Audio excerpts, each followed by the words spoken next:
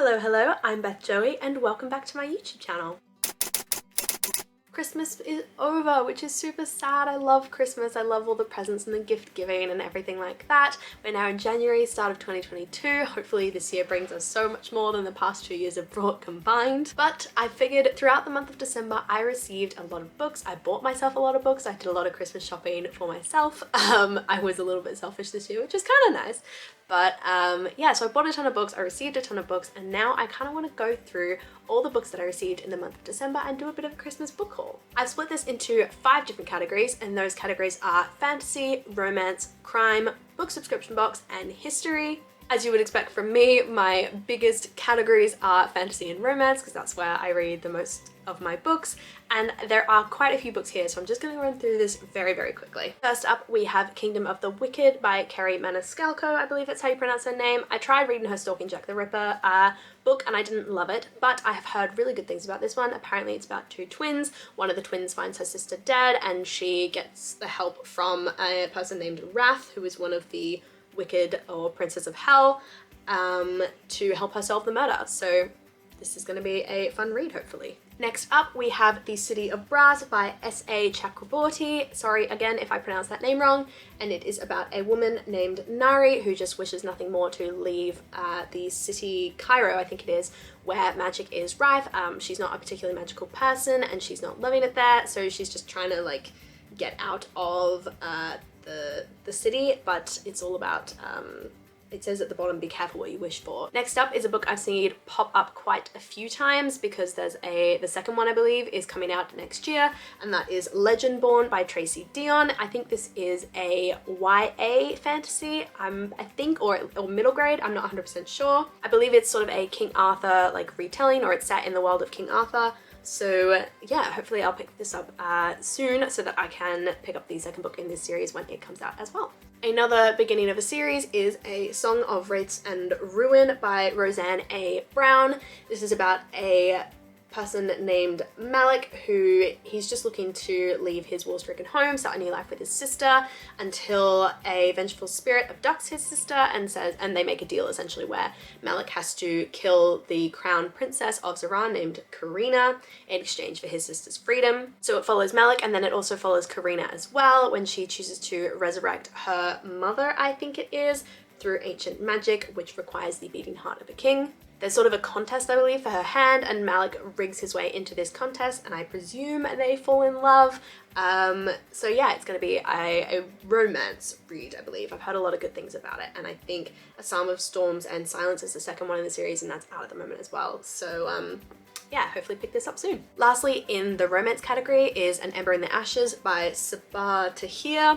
Again, apologies if I pronounce that wrong. I believe I received an item relating to this book in a recent book subscription box, either Fairyloot or Illumicrate. I did a video on it recently, so do check that out. It follows a woman living under sort of an oppressive empire, and her brother is arrested for treason and her loved ones are killed, so she goes on undercover in the greatest military academy to sort of get help to save her brother from execution. She meets the academy's finest soldier named Elias, who's kind of unwilling to be there. He doesn't really want to be in this academy and he's planning to desert, but before he can do that, he's ordered to participate in a contest to choose the next emperor, which is, I mean, imagine wanting to get out of an academy and then being like, lol, you're gonna be the next emperor, potentially join the contest. Like, that would be completely throw you for a loop. So I believe this is going to be another romance. I think a lot of my fantasies are romances as well, which is just typical me. Next up is my romance category, and we have 6 books in this category, starting with Window Shopping by Tessa Bailey. Now, I think Tessa Bailey is one of those authors where everybody loves her romantic books, especially It Happened One Summer. It is about a girl who's sort of walking along the street and looking at all the different displays in the department stores ahead of Christmas, and she stops by the famous Vivant department store and is asked by a man what she thinks of the display.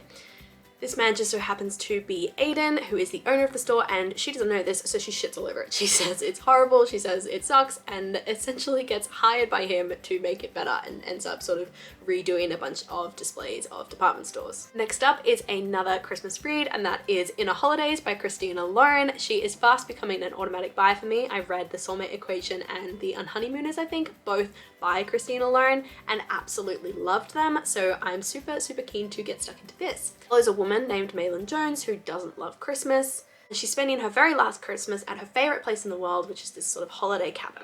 As she drives away from the cabin, she sort of makes a wish to the world, which is just, you know, just show me what'll make me happy, just, you know, give me a sign.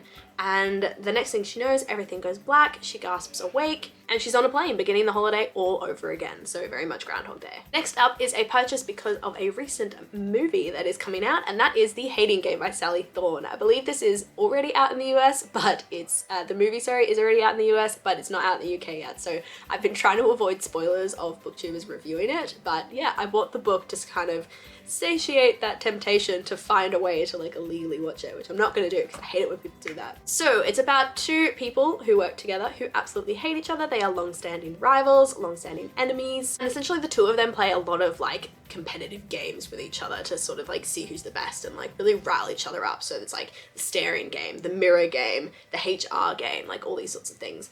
And she decides that she's going to destroy this man and she's going to try and like kick him out of her office. This game is sort of like if she wins, she's going to become his boss, but if she loses, she's going to resign.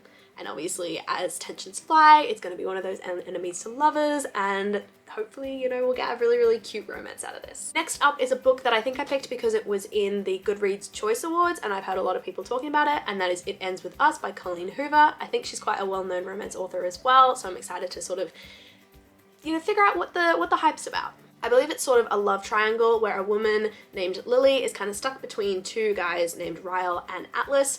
Ryle, I believe, sort of shows interest in her and sparks fire, but he's completely averse to a relationship. He's a bit cocky, but he has a total soft spot for her, whereas Atlas is her first love. He's a link to the past, you know, that sort of thing, and he threatens everything that she's built with Ryle or is trying to build. So I'm not usually the sort that loves love triangles, but yeah, we shall see. Next up is a book I bought because of all the hype and then ended up reading it and not really loving it. It was kind of one of my more disappointing books of the year, and that is The Love Hypothesis by Ali Hazelwood. This book is also featured in my last video, which came out on the 6th of January, which is my sort of December reading update, and you can find more about what I thought of it there. Lastly is a book I saw tons of around Halloween. I think it was a book of the month pick as well, which I believe Love Hypothesis was as well, and that is The X Hex by Erin Sterling. It follows a woman by the name of Vivienne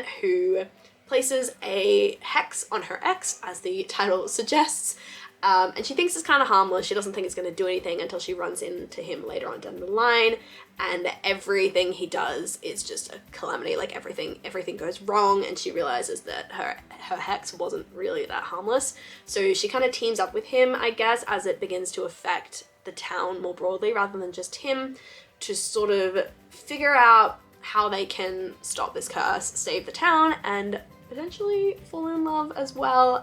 So I guess this is a second chance romance sort of book, which I haven't read a ton of, but when I read it in the Bromance Book Club, I really enjoyed it. So now that we've done my fantasy and my romance categories, where the bulk of my books are, there's only like 5 books left in my remaining 3 categories. And the first category that I'm going to cover is my history category, where I bought Burial Rites by Hannah Kent. I believe it tells the story of the last woman to be hanged or condemned to death in Iceland. It's set in 1829, which if you think about it is really, really recent, so that's fascinating. Essentially, before her hanging, she's forced to live with a family who is kind of really against having her with them, and then they get to understand her a bit more. They get to understand her crime and what happened, and I think they sort of become more sympathetic to her. Next up, we have my sort of crime mystery category, which has 1 book in it, which is A Good Girl's Guide to Murder by Holly Jackson, another one where I've heard tons about it, so I decided why not pick it up. A girl gets murdered and her case is solved, also they believe, and everybody sort of agrees on who's done it, except for this one girl named Pippa Fitz-Amobi. She's not so sure, so she takes it on as a sort of her final year in school project to solve the case properly, to make her sort of satisfied with the answer. Now my last category is book subscription boxes. I did a more sort of exploratory run through of each of these books in a past video called Unboxing or Double Unboxing, Fairy Loot and Lumicrate, so do check that out. That came out at the end of December. So the first one came in my Fairy Loot, and that is The Coldest Touch by Isabel Sterling. It's sort of a high school based romance. I think it's LGBT as well, which is great because I haven't read a lot of LGBT romance. It's between a vampire and a girl who has the ability to predict people's death just by touching them. Next up is my second Fairy Loot book, which is The Year of the Reaper, which is by Makai Lucier, which I'm sorry if that's not how it's pronounced. It's sort of based around a man who he disappears from his kingdom in the midst of war, and he's, you know, rotting in a prison cell, surviving, you know, illnesses and hardship, and he just wants to get back to his hometown, except when he sort of returns, he finds out that the people there have completely changed, like the court and everything's really different. His castle's become a refuge. And, you know, enemies are everywhere, so he's kind of drawn into a search for a killer with a young historian named Lena. Lastly, we have my Illumicrate book, which is A Marvellous Light by Freyja Mask. So the book is about a man named Robin. He's sort of not having the best life. He's struggling to, you know, be an older brother and a responsible employer. You know, he's not having an amazing time. And then an administrative mistake appoints him parliamentary liaison to a secret society. And he discovers a ton of like magical lies in a world he knew nothing about. Anyway, those are the books that I bought for myself in December, or that I was gifted, or that, you know, came in a subscription box. Obviously, you can tell which ones I bought for myself because they tend to be fantasy, they tend to be romance, and then the other ones that are in here are more things that were given to me, which I wouldn't usually pick for myself. I do need to find some way to like expand my reading and stop myself from buying just the usual fantasy, the usual romance, but we'll deal with that this year. That's gonna be a New Year's resolution for me, I think. But yeah, let me know in the comments down below if you have any of these books, if you've read any of them, if you've liked any of them. I'd love to hear your thoughts. As always, like, subscribe, and hit that notification bell to be notified when I release new content, and I'll see you in my next video. Bye!